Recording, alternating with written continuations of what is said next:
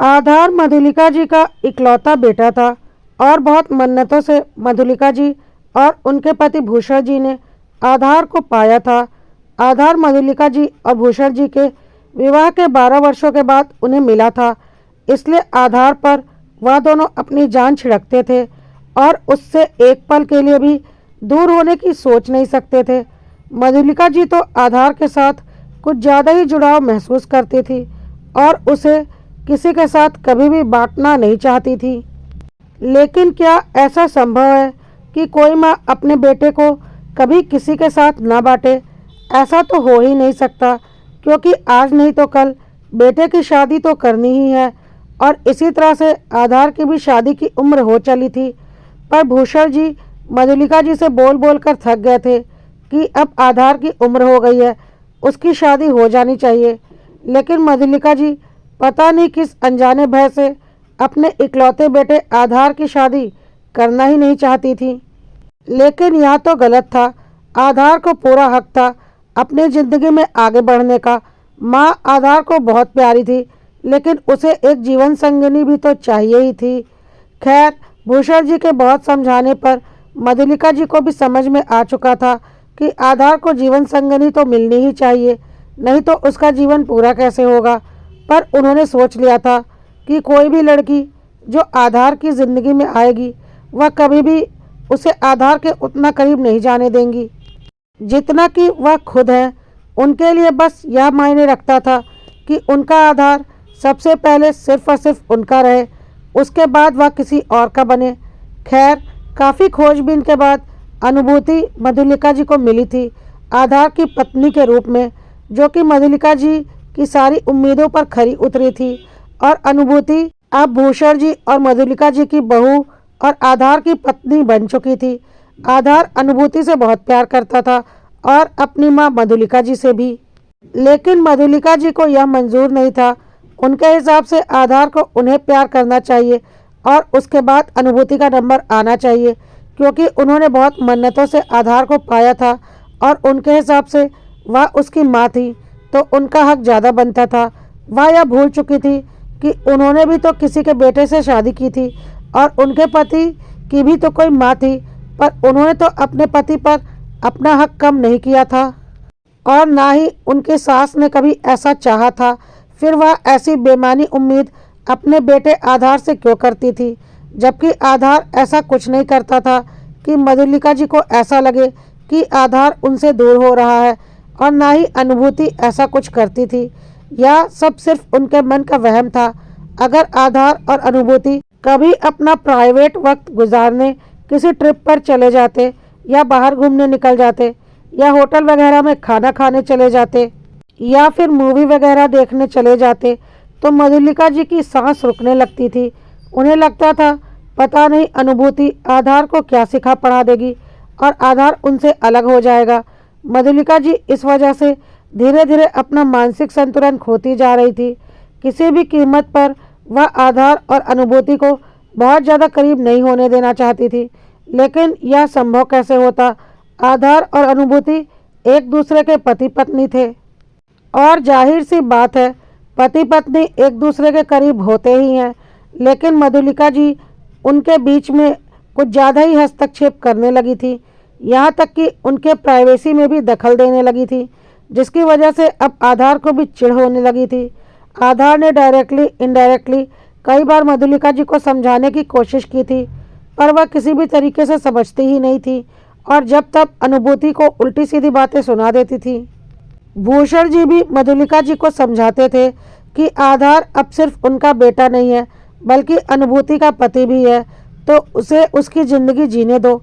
वह आखिर हमारे साथ ही तो रहता है, तो हर वक्त उस पर इतना हक जताना और अपना दबदबा बनाकर रखना बंद करो और अनुभूति को उससे दूर करने की कोशिश करना भी बंद करो। यह सब कुछ बेवकूफ़ी है। लेकिन मधुलिका जी को कुछ समझ में नहीं आता था और इस वजह से आधार चिड़चिड़ा होता जा रहा था। आधार को भी अब समझ में आ रहा था कि उसकी माँ अनुभूति से चिढ़ती हैं और लाख समझाने पर भी उन्हें कुछ भी समझ में नहीं आ रहा। एक दिन तो हद ही हो गई। अनुभूति गर्भवती थी और उसकी तबीयत ठीक नहीं थी। उसे लगातार उल्टियाँ हो रही थी, जिस वजह से आधार ऑफिस नहीं गया था और घर में ही अनुभूति की देखभाल कर रहा था क्योंकि उसकी हालत बहुत ख़राब थी। लेकिन मधुलिका जी को इससे कोई लेना देना नहीं था और उन्होंने इस बात के लिए भी अनुभूति को ताना मार दिया कि तुम जानबूझकर यह सारे ड्रामे करती हो ताकि मेरा बेटा तुम्हारे आगे पीछे नाचा करे और तुम्हारा गुलाम बनकर रह जाए, ताकि तुम उसे उसकी माँ से दूर कर सको और उसे लेकर अपना अलग घर संसार बसा सको। आज मधुलिका जी ने बहुत कुछ बोल दिया था। वह यह भूल गई थी कि अनुभूति माँ बनने वाली है। जोश जोश में उन्होंने यह भी बोल दिया था कि तुमने जानबूझकर इतनी जल्दी बच्चा पैदा करने की सोच ली ताकि आधार को मुझसे छीन सको। नहीं तो आजकल के ज़माने में कौन से पति पत्नी इतनी जल्दी बच्चे की प्लानिंग करते हैं। यह सब सुनकर आधार भूल गया कि मधुलिका जी उसकी माँ है और वह बहुत ज़ोर से चिल्लाया, बस माँ, बहुत हो गया। बहुत दिनों से आपका यह उत्पात देख रहा हूँ, लेकिन आज तो आपने हद ही कर दी। दुनिया के और माँ बाप चाहते हैं कि जल्दी से वह अपने पोते पोतियों को गोद में खिलाएं। आप ऐसी माँ हैं जो चाहती ही नहीं कि आपके बेटे का बच्चा हो, सिर्फ इस डर से कि कहीं आपका बेटा आपसे दूर न हो जाए। इसी डर से आप मेरी शादी भी नहीं करना चाहती थी और अब नहीं चाहती कि मेरा बच्चा हो। आप मेरी ज़िंदगी में मेरी बीवी और मेरे बच्चों को बर्दाश्त ही नहीं कर पा रही हैं, तो मैं क्या करूं? मैंने कभी नहीं बोला कि मैं आपसे दूर हो जाऊंगा, लेकिन आप मुझे खुद को करीब रखने के लिए मेरे दूसरे अपनों को मुझसे दूर करना चाहती हैं, जो कि मेरे उतने ही करीब हैं जितनी कि आपने मुझे जन्म दिया है। मानता हूँ और यह एहसान मैं ज़िंदगी भर नहीं चुका पाऊँगा, लेकिन अब मेरी पत्नी भी मेरे बच्चे को जन्म देने वाली है, तो जो रिश्ता आपका मुझसे है, मेरी पत्नी और मेरा भी मेरे बच्चे से होगा और मेरी पत्नी भी तो मेरे बच्चे को इस दुनिया में लाएगी, तो मैं उसका एहसान कैसे चुका पाऊँगा। मेरे लिए आप दोनों बराबर मायने रखते हैं, लेकिन आपका यह रवैया धीरे धीरे मुझे तोड़ रहा है। मुझे ऐसा लगने लगा है कि अब मुझे कोई कड़ा निर्णय लेना ही पड़ेगा। आपकी यह इनसिक्योरिटी मुझे अंदर ही अंदर खाए जा रही है, क्योंकि मेरी पत्नी गर्भवती है और अभी तो बस शुरुआत है। बाकी का वक्त वह कैसे झेलेगी, और फिर जब बच्चा हो जाएगा तब तो पता नहीं आप क्या कर गुजरेंगी मुझे उन लोगों से दूर करने के लिए। मधुलिका जी तो बिल्कुल पागल हो चुकी थी और आधार की कही हर सही बात उन्हें गलत लग रही थी। यही सारी बातें भूषण जी भी उन्हें समझाते थे, पर उन्हें कुछ भी समझ में नहीं आता था। और मधुलिका जी जोर जोर से बोलने लगी, लो देख लो, मैं बोलती थी ना, आज नहीं तो कल मेरे बेटे को यह अनुभूति मुझसे दूर कर ही देगी। और आज मेरे बेटे ने बोल ही दिया कि वह मुझसे अलग होना चाहता है। सब कुछ इस औरत की वजह से हो रहा है। इससे तो अच्छा मैं इस औरत को ही मार डालूं। कम से कम मेरा बेटा मेरे पास तो रहेगा, या डायन उसे अपने तिरिया चरित्र में फंसा कर ले तो नहीं जाएगी। और मधुलिका जी अनुभूति की तरफ तेजी से झपट पड़ी, लेकिन आधार और भूषण जी ने उन्हें पकड़कर अनुभूति से दूर कर दिया। अब आधार और भूषण जी को बहुत अच्छे से समझ में आ चुका था कि मधुलिका जी अपना मानसिक संतुलन खोती जा रही हैं और वह आधार के लिए कभी भी कुछ भी कर सकती हैं। मधुलिका जी को साइकेट्रिस्ट से भी दिखाया जाता था, पर वह डॉक्टर की भी कोई बात नहीं मानती थी और ना ही कोई दवाई लेती थी, क्योंकि वह यह मानने को तैयार ही नहीं थी कि वह कुछ गलत कर रही हैं। उनका बस एक ही कहना होता था कि उन्होंने बहुत मन्नतों से आधार को पाया है, वह भी अपनी शादी के 12 सालों के बाद। वह किसी भी कीमत पर आधार को अपने से दूर नहीं होने देंगी, और वह यह मानने को तैयार ही नहीं होती थी कि कोई उन्हें आधार से दूर नहीं कर रहा। लेकिन आज तो बात हद से ज़्यादा बढ़ चुकी थी, इसलिए आधार ने तय कर लिया था कि अनुभूति और अपने होने वाले बच्चे की सुरक्षा के लिए अब वह अलग घर में जाकर रहेगा। भूषण जी भी आधार के इस फैसले से पूरी तरह से संतुष्ट थे और मधुलिका जी ने लाख तमाशा किया, लेकिन आधार को पता था अब अनुभूति को वहां रखना सुरक्षित नहीं है, इसलिए वह अनुभूति को लेकर किराए के घर में शिफ्ट हो गया। मधुलिका जी कुछ भी नहीं कर पाई। भूषण जी ने मधुलिका जी को समझाते हुए कहा, यह सब तुम्हारे कर्मों का फल है। तुम्हें लाख समझाया कि ऐसा कुछ नहीं है, लेकिन तुम किसी की बात मानने को तैयार ही नहीं होती हो, और तुमने इतनी गंध मचा दी कि मजबूर होकर आधार को यह घर छोड़कर जाना पड़ा। इसमें आधार और अनुभूति की कोई गलती नहीं है, सारी गलती सिर्फ और सिर्फ तुम्हारी है। लेकिन मधुलिका जी को अपनी कोई गलती नज़र ही नहीं आती थी। वह पूरी तरह से पागल हो चुकी थी आधार के प्यार में। उन्होंने बहुत बार आधार और अनुभूति को बनाने की कोशिश की कि वह लोग घर वापस आ जाएं, लेकिन आधार किसी भी कीमत पर घर वापस नहीं आना चाहता था और मधुलिका जी से बोलता था, माँ आप अपने आप को शांत कीजिए, मेडिटेशन कीजिए, डॉक्टर की दी हुई दवाइयाँ खाइए, उनके दिए हुए एक्सरसाइज कीजिए, धीरे धीरे आपका मन शांत हो जाएगा। हम लोग भी वक्त के साथ जैसी स्थिति रहेगी वैसा निर्णय लेंगे और घर वापस आ जाएंगे। भूषण जी भी पूरी तरह से आधार का समर्थन कर रहे थे। मधुलिका जी को समझ में आ चुका था कि आधार उनसे दूर हो चुका है। जिस आधार को वह अपने से दूर नहीं होने देने के लिए इस हद तक चली गई थी, वह आधार अब सचमुच उनसे दूर हो चुका था और यह बात वह बर्दाश्त नहीं कर पा रही थी। उन्हें किसी भी हाल में आधार वापस चाहिए था, लेकिन वह कुछ भी नहीं कर पा रही थी।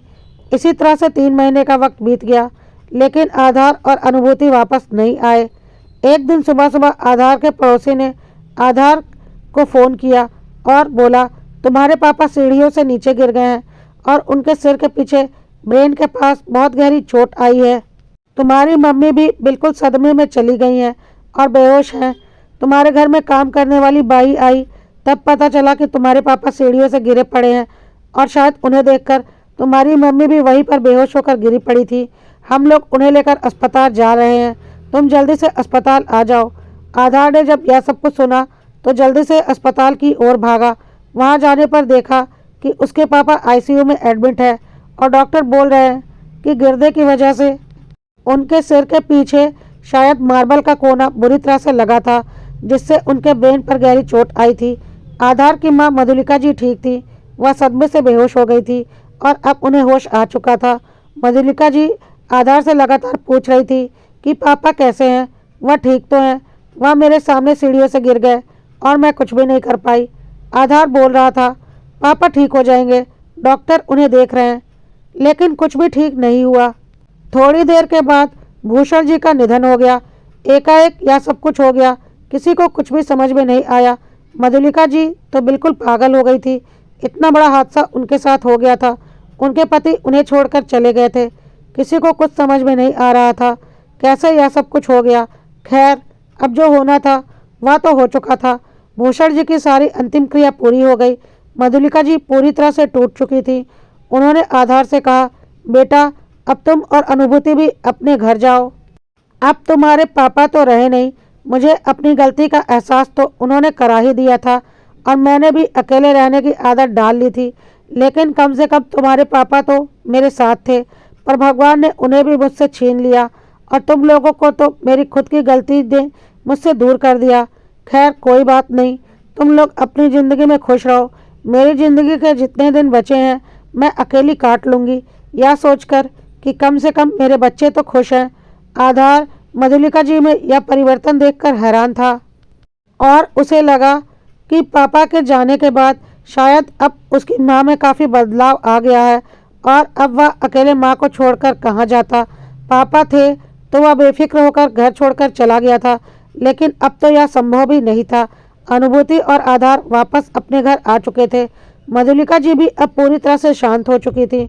भूषण जी के नहीं रहने की वजह से आधार और अनुभूति उनका बहुत ख्याल रखते थे ताकि वह खुद को अकेला न समझे। फिर भी पिता की कमी तो खलती ही थी। इसी तरह से भूषण जी को गुजरे करीब 1 महीना बीत चुका था और अब धीरे धीरे सब लोग सामान्य होने की कोशिश कर रहे थे कि एक दिन आधार का फ़ोन सुबह सुबह खराब हो गया और उसे कुछ ज़रूरी कॉल करना था। अब सुबह सुबह वह कहाँ से तुरंत नया फ़ोन लाता। फिर उसे याद आया कि पापा के जाने के बाद से उनका फ़ोन ऐसे ही पड़ा हुआ है, तो उसने सोचा मैं पापा के फ़ोन में अपना सिम लगा लेता हूँ, फिर बाद में नया फ़ोन खरीद लूँगा। अभी बहुत इमरजेंसी है, मुझे 2-4 ज़रूरी कॉल करनी है। और वह अपने पापा के फ़ोन, जो कि उनके गिरते के साथ ही स्विच ऑफ हो चुका था और आज तक उसी हाल में पड़ा हुआ था, उसमें अपना सिम लगाकर ऑन किया और उसने अपने ज़रूरी काम किए। पापा का फ़ोन बिल्कुल नया था, उन्होंने शायद कुछ दिन पहले ही ख़रीदा था, तो आधार ने सोचा क्यों फालतू में अभी फ़ोन में पैसे बर्बाद करूं। वैसे भी अनुभूति की डिलीवरी होने वाली थी और जब फ़ोन नया ही था तो अभी तुरंत फालतू में फ़ोन लेना उसे बेकार लगा। उसने सोच लिया कि वह इसी फ़ोन को अभी इस्तेमाल करेगा और नया फ़ोन नहीं लेगा।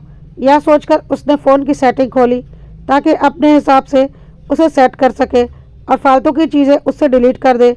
आधार पापा का फ़ोन एक बार चेक करने लगा ताकि उसमें जो गैर ज़रूरी चीज़ हो उसे वह हटा सके और ज़रूरी चीज़ों को एक बार चेक कर सके। और इसी बीच उसे अपने पापा के फ़ोन में एक रिकॉर्डिंग मिली। उसे लगा पापा ने अपने फ़ोन में क्या वॉइस रिकॉर्ड रखा हुआ है और वह उसे सुनने लगा, जिसे सुनकर वह हैरान हो गया कि ऐसा भी हो सकता है। और उसने मधुलिका जी से बोला, माँ, आपने बिल्कुल ठीक नहीं किया। आप इतनी नीच और घटिया हरकत कर सकती हैं या तो मैं सपने में भी नहीं सोच सकता। अपने बेटे को पाने के लिए आप इतना नीचे गिर गई। मधुलिका जी अनजान बन रही थी और बोली, यह क्या बोल रहा है बेटा, कैसी कैसी बहकी बातें कर रहा है। मैंने क्या कर दिया? मैंने तो कुछ भी नहीं किया है और ना ही मैंने तुझे यहाँ पर रोका है, तू तो खुद यहाँ पर रुका है। आधार ने बोला, माँ, आप पागल हो चुकी हो, लेकिन आप पागलपन में इस हद तक बढ़ चुकी हैं कि अपने बेटे को पाने के लिए आपने अपने पति को ही मार दिया ताकि आप हमें इमोशनली ब्लैकमेल कर सकें और मैं आपके पास आ जाऊं। मधुलिका जी हैरान हो गई और बोली, दिमाग ठीक है तेरा? क्या बकवास कर रहा है तू आधार? मधुलिका जी के साथ साथ अनुभूति भी हैरान हो रही थी कि आधार कैसी बहकी बहकी बातें कर रहा है। क्या कोई पत्नी अपने पति को मार सकती है? आधार ने बोला, मैं कोई बहकी बहकी बातें नहीं कर रहा हूँ माँ, बल्कि पापा सीढ़ियों से गिरकर नहीं मरे थे। आपने पापा को मारा है सिर्फ और सिर्फ इसलिए ताकि आप मुझे पा सकें। आपको बहुत अच्छे से पता था कि अगर आप अकेली हो जाएंगी तो मैं कभी आपको अकेला नहीं रहने दूंगा और आपके साथ ही आकर रहूँगा। और इसके लिए आपने अपने पति को, अपने सुहाग को, मेरे पापा को मार डाला। इतनी नीच हो गई आप? मधुलिका जी हैरान हो गई और बोल रही थी, दिमाग फिर गया है तेरा? क्या बकवास कर रहा है तू? आधार ने बोला, मैं कोई बकवास नहीं कर रहा हूँ। या लीजिए सुनिए, यह पापा का फ़ोन है ना? वह तो अच्छा हुआ कि मेरा फ़ोन ख़राब हो गया था और मैंने पापा के फ़ोन में अपना सिम डाल दिया और इस फ़ोन को इस्तेमाल करने के लिए मैं इसकी सेटिंग चेक कर रहा था और इसके रिकॉर्ड्स देखे और मुझे उसमें यह वॉइस रिकॉर्डिंग मिली जो कि शायद पापा ने गिरने से पहले की थी, क्योंकि वह समझ गए थे आप उनके साथ कुछ भी कर सकती हैं।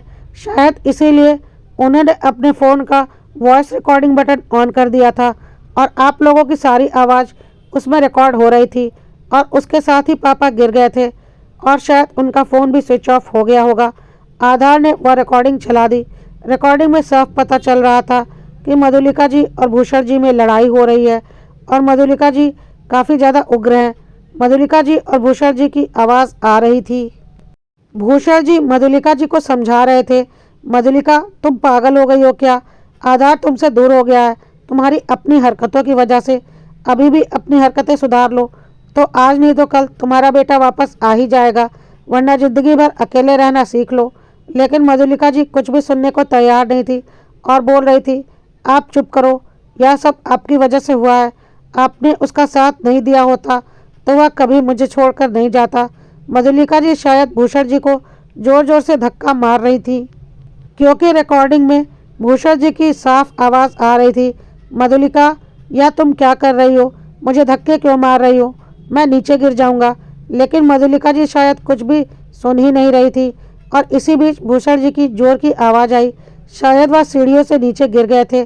थोड़ी देर के बाद उनकी दोबारा आवाज़ आ रही थी, मधुलिका, मेरे सिर के पीछे गहरी चोट लग गई है।